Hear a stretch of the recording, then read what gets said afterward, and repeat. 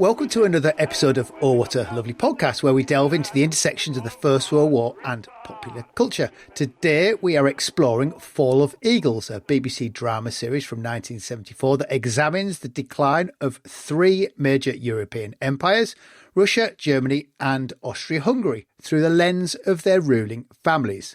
Fall of Eagles aired as a 13-part serial on BBC One, created by John Elliot and produced by Stuart Burge.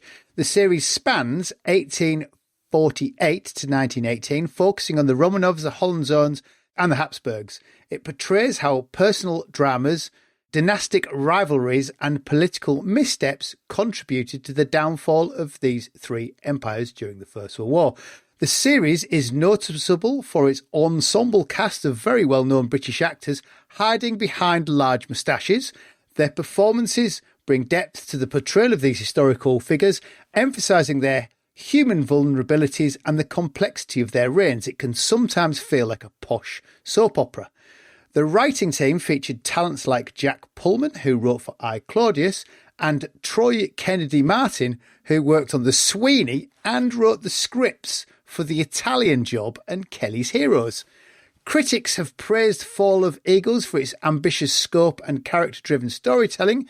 John Winterson Richards, writing on the website Television Heaven, commended the series for its strong performances and historical insights, noting that while it occasionally oversimplifies the causes of imperial decline, it effectively humanises its subjects. However, we can critique the series for focusing heavily on personal dramas at the expense of broader historical context. I'm Angus Wallace, and with me are Jessica Meyer and Chris Kempshall. Now, it's probably worth pointing out we're only focusing on the last 4 episodes, which are about the First World War. So, how did we get on? Did we all manage to sit through 4 hours of it? No. It's the short answer. Yes. Well done. They are long hours.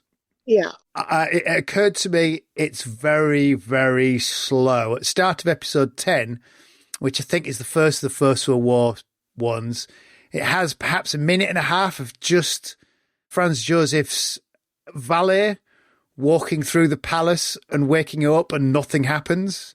You think, this is like a comedy. What's going on? What they also seem to have done, and you can particularly see it in that Austrian episode, is they have very long takes, which means occasionally the actors fumble their lines and they just keep going, because otherwise you've got to go back in time 3 minutes and shoot this whole thing again. There's very little editing in those hours. So the scenes go on for minutes and minutes at a time. And yeah, and sometimes in a slightly kind of crossroads way. As almost, I actually looked up to see whether or not it was done live, because I spotted at various points in that Austrian-Hungary where they just fudged the lines, but it just makes it in. And it's quite repetitive.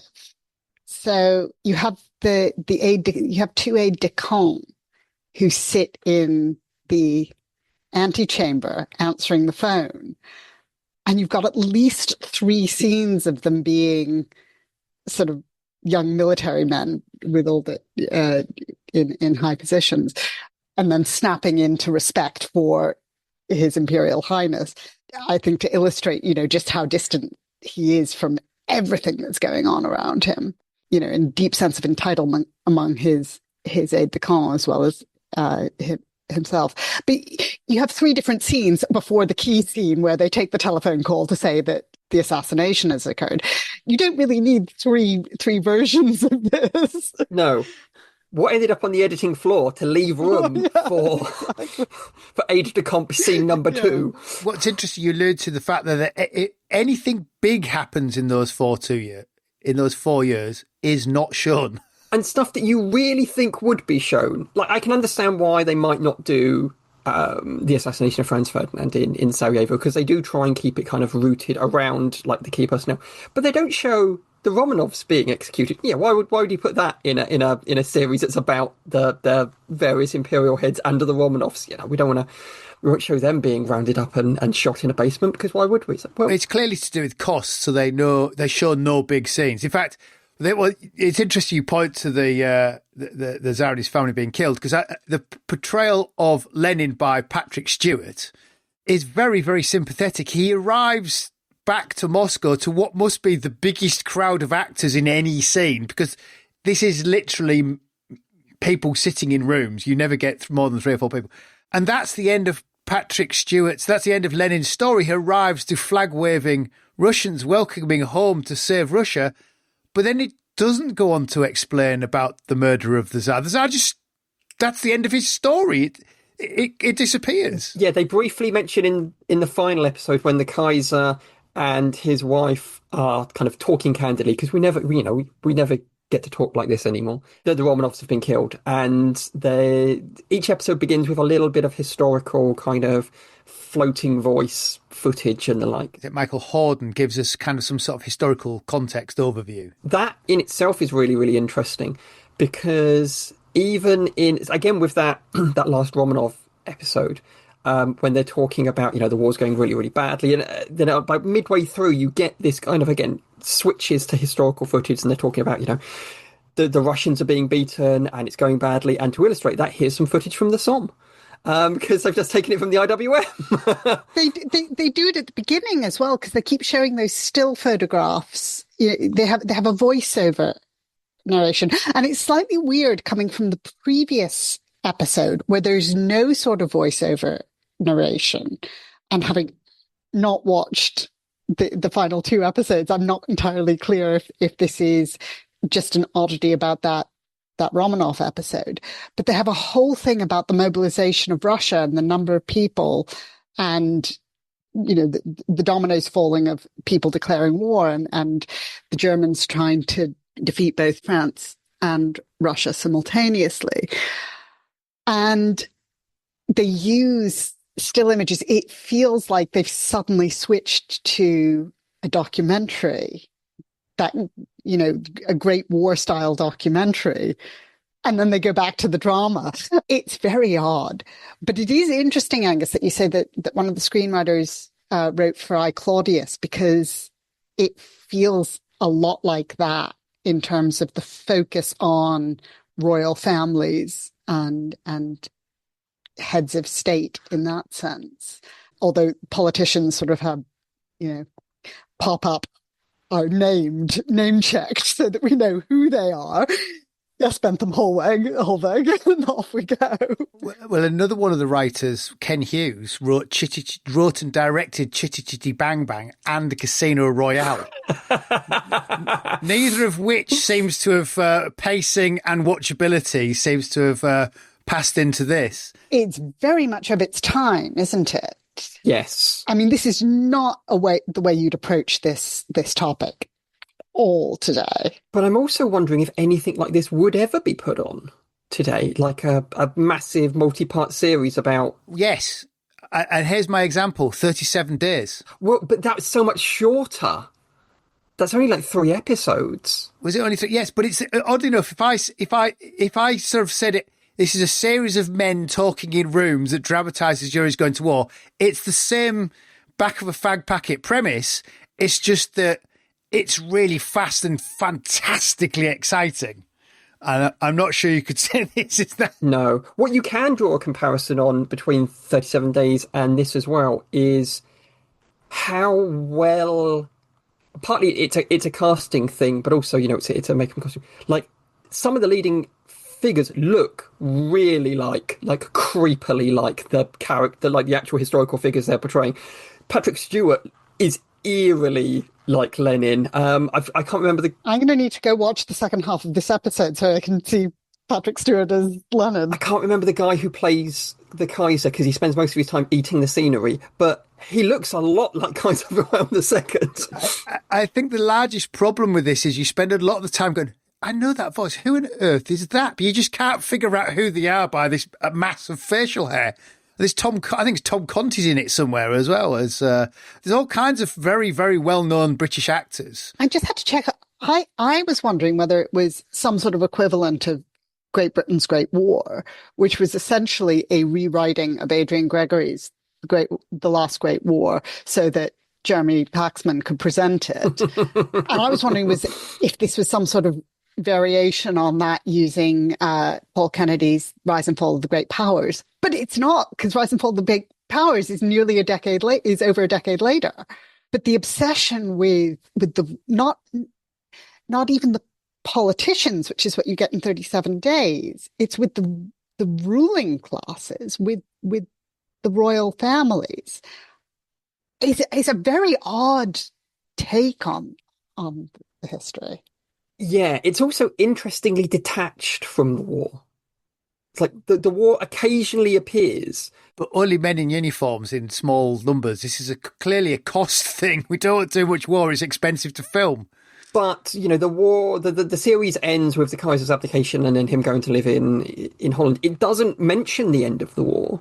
So it doesn't discuss the armistice, bits and pieces like that. You get little moments of the war appearing either in those historical overview voices with like non-contextual footage. Who do they think they are? Peter Jackson? Occasionally, like, people will do that thing that I've mentioned before, where they'll say something in such a way that it's designed to remind the audience of something. So Ludendorff does he reminds the Kaiser that the 8th of August was the Black Day for the German army, but he does this in November. But just to use the words to go, look, we have done history. He's saying the thing.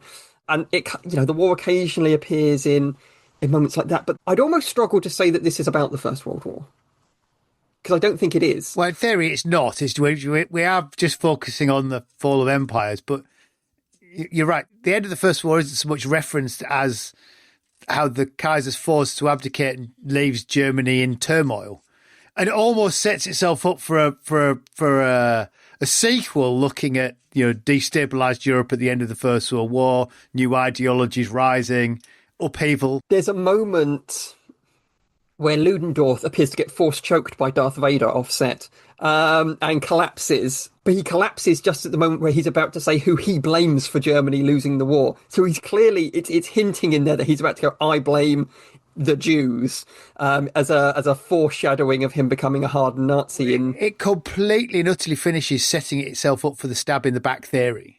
All the way through. That last episode is all about the stab in the back. This is the stab in the back. It's just the German army still exists. It's the people rising. We need to send the army and to put the people down and carry on the war, or stop at our own borders, or it sets all that up. Yeah, and then kind of veers away from. Well, this sort of comes back down to at nowhere. Nowhere can you involve any people from the bottom. This is an extremely top-down look. I did look to see if I could find any of the political leanings of the writers. Failed miserably, with the exception of one, but he never wrote the Lenin episode. Trevor Griffiths was a known socialist and Marxist. I'm guessing this sort of 74, it comes out very much out of its time. Possibly leans a lot into "Oh, what a lovely war," but takes the people out of it and just leaves in the monarchy of it. With the kind of the expectation, like focusing on the monarchy, it comes with gravitas built into it. It's like, I'm not sure it does. So do we have any sense of how popular it was at the time? It was well advertised. It makes it to the front cover of the Radio Times. There's a picture of the three emperors on the front of the Radio Times advertising it. So it's well known. It's not as if it was sort of hidden away. And amusingly, it was advertised as in colour, which had me going with, when did they start broadcasting in colour on the BBC? On BBC One? So that was still a thing. Clearly, it was seen as being... That about making the Kaiser blonde, because he never looks blonde in the black and white photographs. It must have been seen as big budget. It has a big budget feel until you start noticing what's not there, and you think, actually, this probably isn't big budget. They've just gone to various country houses in Britain and then popped in for an outdoor scene shot, and then popped back into the studio for some more wobbly sets. Oh, it does look good. In that sense, if you compare it to, what was the Joanna Lumley thing that we watched? Sapphire and Steel, where the set for that was great. It was a real space. It was a solid thing, and the sets for Fall of Eagles did look like they might fall down at various points. The opening scene of the first episode that we watched gave me a real sense of upstairs, downstairs, and I was sitting there thinking, they're representing the Austro-Hungarian royal family, the Holy Roman Emperor, sort of a nice upper middle class British man having tea with his wife. It's really, really bizarre. Austria-Hungary comes out not looking that bad in that first episode as well, given that, as we've discussed before professionally on here, that, they're the ones throwing ultimatums around. And it ends up looking like Franz Josef is, very reluctantly, desperately trying to avoid all these things, and he's drawn into it. It's like, I don't think that's what happened. No, I mean, the only thing, he's stuck in the past, refusing to let the babies be, to reduce the number of salutes that the babies get. But yeah, it was, I mean, the representation of that royal family is as Edwardian upper middle class, not as aristocracy. And I was trying to think about, the actual representations, because one of my colleagues here at Leeds does a special subject on the history of photography, and I was second marker on their dissertations and on the module, and there's some really interesting essays on royal photographic collections, which make the point that the British royal family, which is trying to deal with a stronger democracy at the time, is less absolute, and the way they used photography to represent themselves as the equivalent of the middle class, not the aristocracy. But the aristocracy itself is setting itself apart, is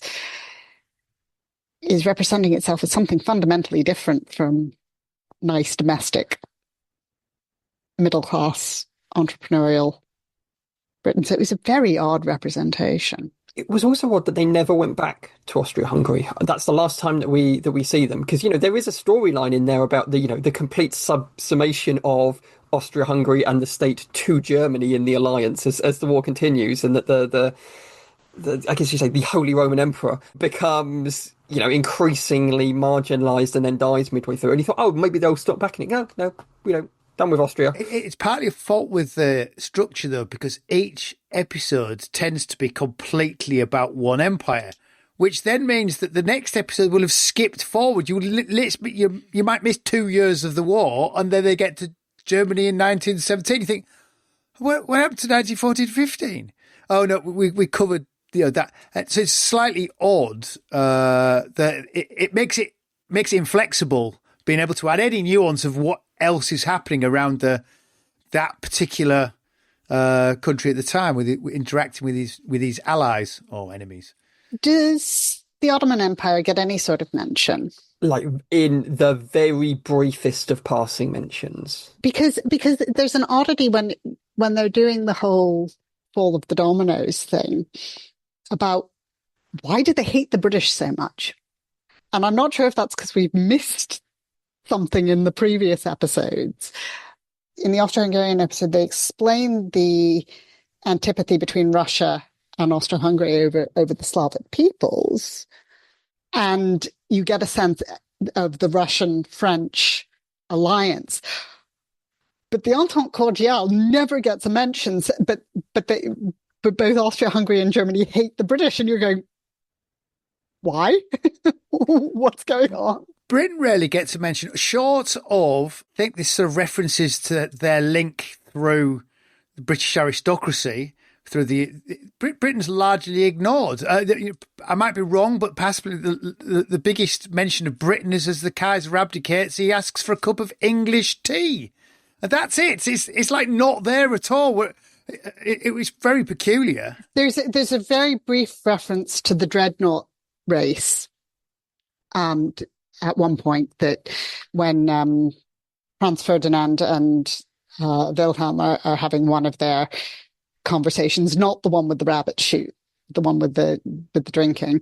There's a bit at the end of the last episode where Kaiser Wilhelm repeatedly kind of rants and raves about, do the English do know that their blockade has killed more men, women and children than our soldiers have died, and keeps kind of coming back to this idea that the British blockade is behind this. Do the British know that they understand and they accept that they've done this awful thing? But then he also, whilst having learned that he's been abdicated in absence, that he floats this idea of an alliance between Germany, Japan, and Britain to force the Americans out of Europe. And everyone just kind of stares at him for a minute, and then he goes, "Well, who can come up with answers to these questions?" Which is a little odd. I mean, there's bits in there where you can see like the actual historical moments that they're trying to reproduce. Max's decision to abdicate the Kaiser because the Kaiser's dithering. Little bits of pieces of like the actual, again, the meeting between Kaiser and Ludendorff, where he dismisses Ludendorff and kind of berates him. I think in reality he screams at him for about half an hour and then fires him. So you do get these kind of snapshots of the historical moments that appear as well. But again, it all seems to take place in a vacuum. And you're right about that kind of that passing of time, Angus, because after that first Russian episode, suddenly you start up the next one. Oh, and Rasputin's dead. And you just here's a picture of his body being thrown in the river. You go, oh, well. Yes, he just does. Key characters are killed off kind of between episodes. Yeah, he's gone now. Don't worry about it. Which is completely contrary to any modern drama. Any key character would have a large death scene. But in this, they're just sort of tossed off. There you go. He's gone. Yeah, there's no cliffhanger left unacknowledged. I'm not sure why they felt didn't need that drama to keep it moving. Well, we don't need it. We'll just move on. It's sort of ancillary. And again, I wonder if that is a thing of its time that we expect slightly more kind of high drama cliffhangers now, or well, I wondered if it's trying to emphasise the gravitas. We're not about that chit chat kind of rubbish of soap opera-ness of Rasputin. Except you're introduced to Rasputin at that dinner party where he's trying to seduce his hostess. So it's very much about the gossip. And it even sets it up because Rasputin tells, I don't know, Russian governmental minister 3 that, I shall be dead by the end of this year. Murderers will come before me. And they set up this thing and, oh no, he's gone in the opening credits. There you go. And they do the same with, they spend a lot of time setting up Franz Ferdinand's assassination, all the discussion of Sophie and going to Sarajevo to the point of spelling, the spelling out of Sarajevo at various points. And then it happens off screen and it's a telephone call and a telegram. A comparison for that might be The West Wing, because quite a lot of drama in The West Wing of like outside real world events happens off screen, and then the characters in the White House learn about it afterwards. But it's not quite as cack-handedly done as in The West Wing as that. I wondered how much this affected Blackadder. So I wonder if those people who put together Blackadder had sort of seen things like that and thought, we're going to do something that's not this, that's a bottom-up look at it, but we're going to take all those stereotypes that are on display here and slot them in. We've got the moustaches for all the stereotyped officers in BBC stores. We'll just wheel them back out again, but we'll do a people's version of Fall of Eagles and call it Blackadder, because it's like the two guys sat outside Franz Josef's office. They're almost Blackadder characters gossiping amongst themselves. There is that interesting kind of, it's not supposed to be there, but the show is very silly. There is this undercurrent of very silliness to it. I think we're slightly reading back into that. I think Blackadder is much more in response to The Life and Death of Colonel Blimp, which also has some great moustaches, can I just point out. I don't disagree, but if you think of the way that films were circulated, you'd have to wait for possibly years for it to appear on the BBC, whereas this is 13 hours of primetime BBC, which those writers will have been young chaps. Life and Death of Colonel Blimp is, 1940? 42. So it's going to have been 41. around for long enough at that point that I suspect it would have been circulated and appeared, as a BBC You'd have had to court it, but this is film week after at some week after week. point. It's certainly part of the Oh, What a Lovely War. It's part of the Yeah, I think it's part of the ethos, but I wasn't getting Blackadder vibes. I mean, it is part of a wider, it is the intellectual understanding of the war that ends up as Kennedy's The Rise and Fall of the Great Powers, right? That is the historical debate that's going on there. But Blackadder is so much more focused on Britain and I know that we're going to talk about Blackadder more in a future episode, but my recollection of Blackadder is that the other nations fighting almost never come up. Yeah, the Russians and the Americans do in the theatre episode. Yeah. But that's about it. And the Germans are sort of there as the enemy, but did the Austro-Hungarians get a mention at all? Yes, because the Archduke of Austria ate an ostrich. Oh, yes, because he was hungry. Yeah. I don't think the French come up at all. Yeah. But then the French don't have a big role to play in this. No, they don't. But the focus of this is so non-British, right?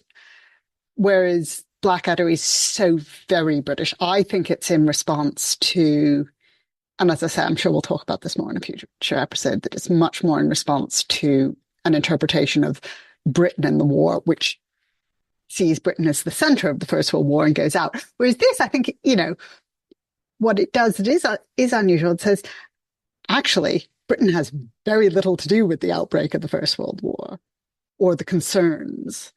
Well, there's an interesting point. So we have, the origins of the First World Wars is contested. Who is this blaming? Is this the Fritz Fischer, it's Germany's fault version, or have we moved on to it being more, What a Lovely War, it's royalty, or are we proto sleepwalkers? I think it's closest to the Fischer. Yeah, so do I. Because of how lightly Austria-Hungary gets out of it. And over those 4 episodes, you do get, it attempts to nod at the fact that the Kaiser is, fundamentally unreliable. He changes his own descriptions of himself constantly. I think in one of those first episodes, he describes himself as being the finest reformer in Europe. It's like, are you? Is that what people say about Kaiser Wilhelm? And then, he kind of vacillates backwards and forwards at times, but also it shows how easily led he is. Like, he's always being talked into doing things. He gets talked into letting Lenin go to Russia. He gets talked into abdicating and remaining, or attempting to remain King of Prussia. And he clearly has influence over Franz Ferdinand, even if not over Franz Josef, which I think is meant to imply that he is the mover. There's a thing in that last episode as well where he does the whole, if my grandmother had been alive, she would never have allowed the 3 of us to do this terrible thing. So, which is that kind of the hint towards that kind of competing royalty. It's a problem between cousins thing. But I think you're probably right. I mean, that I think is where Britain, and having not watched the entire thing, I suspect this would come as more British focused if we'd watched the years covered when Victoria was alive. To that extent, it feels very much like my high school modern European history class running from 1848 to 1918. That is the long 19th century, right? Or the short 19th century, if you will. Well, at the end of the review on TV Heaven, the comment is highly recommended to anyone doing this period at A-level. What do you think? It did sort of fit into my A-level syllabus, but I think there would be better ways to spend 13 hours or whatever it is. Possibly now. I'm not sure about 1974, but then none of us were alive then. So. No. I mean, now, I don't think reading Paul Kennedy's Rise and Fall of the Great Powers is going to take 13 hours, so just do that. It might give people's attention spans for reading these days. One of the things I will also say, because we had that comparison to 37 Days earlier on, and I was saying that there's an undercurrent of silliness, which I don't think is necessarily intended to Fall of Empires, is that 37 Days is funnier than fall of empires, as in it intends to be funny. That thing when they're like the German and the French ambassador are waiting outside Edward Grey's office, and the German ambassador says, how long have you been waiting? And he goes, since 1870. That's a legitimately funny historical joke, and there's not that kind of humour, isn't it? The closest I think you get is the Crown Prince being convinced to say "I love you" to his mistress on the phone. But it's like, I love you more than my wife, or Franz Ferdinand not knowing how to use the phone. There's quite a lot of slapstick. So there's a maid who drops the chicken after they've been waiting for it for ages. It's not wordplay, it's slapstick, isn't it? It's interesting what they assume the audience can cope with in terms of the weight and complexity of the history. They assume the audience can keep up with the origins of the First World War, which is not an easy thing to describe. At the same time, they don't assume the audience can deal with a lot of complex dialogue. It's a really interesting shift. I wonder because 74, so it's 60 years after the start of. Well, again, admittedly, it starts. The show starts in 1848, so again, we should make clear it's not about the First World War. It's just those last bits are. But there is an element of that kind of second, third generation thing that Dan Todman's talked about. There presumably would still be some viewers who were alive during the war, at the edges of it. And the idea that it culminates with the war is something about the significance of the memory of the war. So I think you're not wrong in pegging it to the anniversary. It's different for us watching it because, it is a different thing in 1974 when, it was potentially your father or your grandfather who were there. And there is that closer link to it where, again, that distance that we now have just kind of strips it possibly of some of the effect that it must have had. It will be fascinating to get some reviews of or find someone who's, how did it affect you? Because the interesting thing is, if you're watching it to find out how the First World War started, I'm not sure you would understand it. If you wanted it to be just a soap opera of aristocracy, it works much better. Because actually, the origins of the First World War are complicated and quite buried in all kinds of weird offhand remarks and kind of mix of voiceover. It would be interesting to know how the First World War was being taught in 1974 at A level, if it is an adjunct to A level. If you've done in class, the way Blackadder is used, but if what you've done in class is the great powers diplomatic history of the origins of the First World War, and this is being seen as an adjunct, that's very different from the way in which the First World War, as we've discussed on previous episodes, is taught today, which is about family connection, about memory, about futility and tragedy and the culture. I don't think they teach the diplomatic history of the First World War in school anymore, at least not based on what my kids have said. The origins isn't what is taught now. It is the experience of the war that is taught now. And I think that's a generational shift as well. I also wonder how much of not necessarily like a shadow, but how much as well something like this has to be viewed in line with stuff like A.G.P. Taylor and Clark's The Donkeys has been out for a while, but it's not that uncontemporaneous to 74. That the idea that there's a level of incompetence at the upper echelons. I think Taylor is probably the biggest influence, actually, now that you mention him. So how do you fit in the Hindenburg and Lindbergh, who actually come across quite well? They come across as professionals. They come across as knowing what they're doing. In fact, they're sort of driving the drama in Germany as the Kaiser fiddles while Berlin burns. See, I don't know if they do come across very well, because Ludendorff seems like he talks about he hasn't slept for 4 days and he seems like a man constantly on the edge. He has an emotional collapse, and then kind of gets fired. Hindenburg is constantly at the verge of almost being incapacitated paralysis. He can't. He said at various points, I'd like you to accept my resignation because I cannot say as a Prussian officer what I now have to say. And then he's suffering from Spanish flu at some point. So they end up being, when I was watching it, fairly ineffective because, again, events have overtaken them, which is also very AJP Taylor. But it's that kind of sense of, well, if these are the guys in charge, then who's in charge? Well, this is where they defer all the time to the Kaiser. So they're making suggestions that are practical suggestions to resolve things. And all the time, he's fighting them for the war that he thinks they're fighting or winning. Yes. Which is also not how it's happening, because by that point in Germany's a military dictatorship. Ludendorff and Hindenburg are calling the shots. They're not asking the Kaiser, they're not asking for a show of hands from the Kaiser for the decisions they're making. Well, Hindenburg always defers to the Kaiser, even though he feels he's wrong.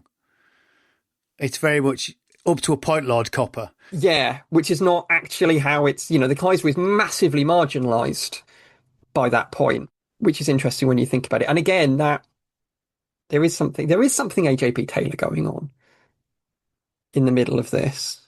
I'm guessing, Jessica, you wouldn't be rushing back to revisit the last 2.5 hours? I'm afraid, given that I'm travelling next week, I have slightly better things to do. But Patrick Stewart as Lenin.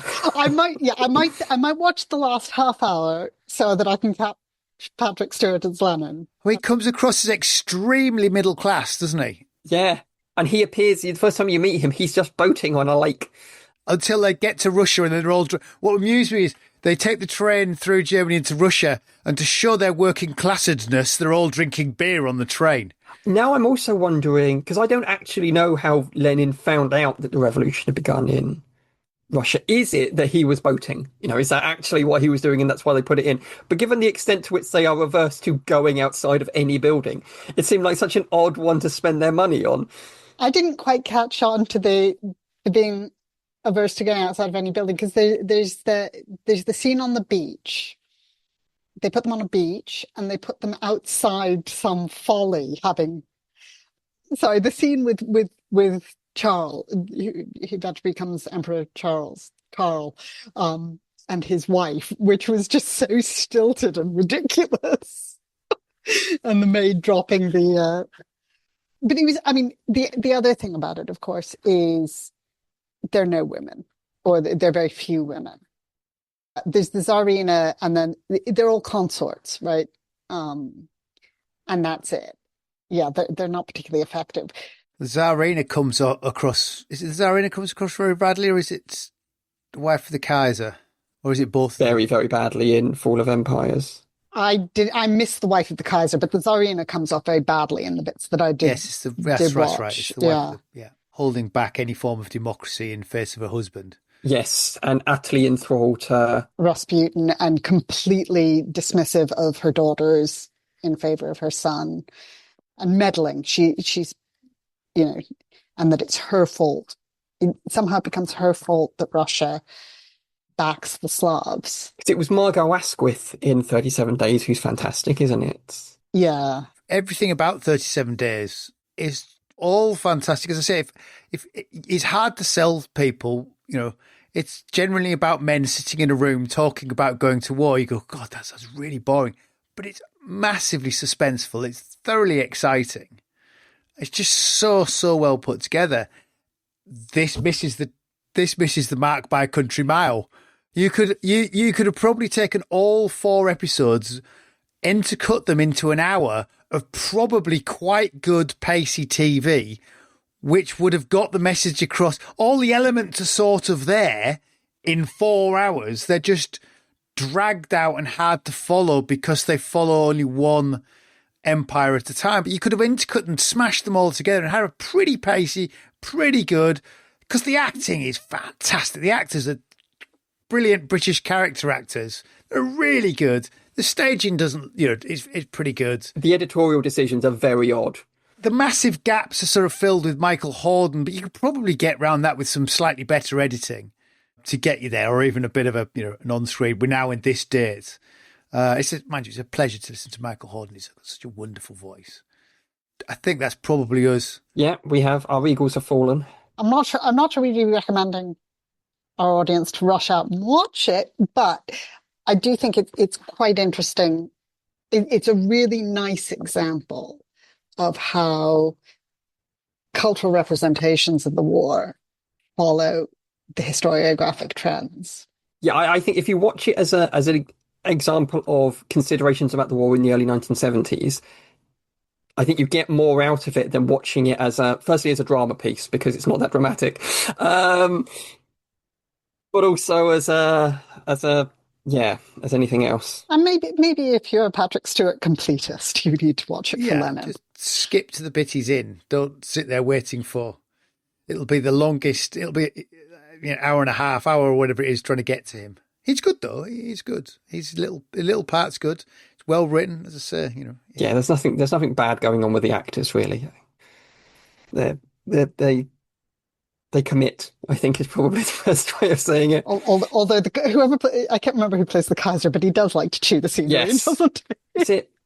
It's Barry Golden, something like that. I did a lot of IMDbing and then couldn't quite work out who the people all were. Too many mustaches. God, yeah, there were a lot of mustaches. We should have done this in November, of course, for Movember, but never mind. It's Barry Foster. Now, he plays Van der Velk, doesn't he? Yes, and he's in Hitchcock's Frenzy. That's right. So it took me a long time to work out who he was, and then I worked out he was in Van der Velk, of which my mother once commented, "Look at that old fool trying to spit his lines out. I'm surprised he hasn't fired his false teeth across the floor." Anyway, with Van der Velk, let's perhaps leave Fall of Eagles there. I'm not sure where we know where we're going next time. Chris and I were discussing, Jessica, before you arrived. We had little ideas. We have Robert Harris' Precipice was mentioned at some point. Weren't we talking about doing Blackadder for November? Possibly so, which isn't the worst idea, which would be our next episode, particularly because we've got the Society Conference at the beginning of October. And as previously mentioned, I have 2 weeks of jury duty at the end of October, which I suspect will make recording hard. I feel that they frown upon dialing out.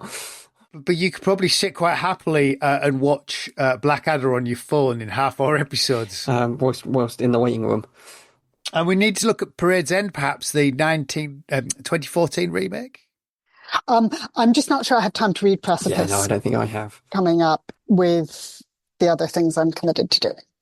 Too much other reading. Sorry. So does that mean we should perhaps commit to Blackadder? Would that be okay? Well, I don't need another excuse to watch it again. I'm sure my daughter will suffer through it. She's watched it once. I'm sure she'll suffer watching it all again because they are very, very funny. Did she enjoy Fall of Eagles? I didn't put anybody else through it. I don't think I would have got very far with it. Every time I put something forward, I get a harumph, and some stick better than others. I thought this was perhaps a no-go from the start, so I quietly watched it. Banished to the kitchen on YouTube. So if people do want to watch it, it is all freely available on YouTube. It's not hard. It's not like Monocle Mutineer. It's readily accessible. You're right. It's not like the Monocled Mutineer. In any way, shape or form. No. Demonised, vastly overlooked, fantastic piece of TV. So there you go. With that, thank you very much. And I guess we'll see you all next month.